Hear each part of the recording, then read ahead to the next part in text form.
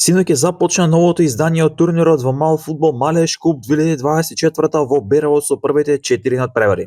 Публиката уживаше во одличен фудбал, многу шанси и погодоци, неизвестност, возбуда, моменти кога играчите ги решаваа надпреварите. Првиот меч започна во 20 часот, а нистиот екипата на Борово Стебло, Тони Синовето и Голден Пелет со 2:1 славе над ОФК Малеш. Во вториот меч кој започна во 20 часот и 35 минути беше најнеизвестен за публиката, откако во регуларниот дел Фил да Копи, Три Реки и Петраком ремизира играјќи 1:1, а во пенал-рулетот екипата на Три Реки и Петраком со 3:4 беше подобра. Во третиот меч Манто Маријанчо со 3:0 беше пресилен за тимот на М Младост. Во последниот меч одново играше Манто Маријанчо, истиот го доби со минимални 1:0, овој пат против екипата на Дойл или Пекчево. Во продолжение, може да ја погледнете состојбата на табелата.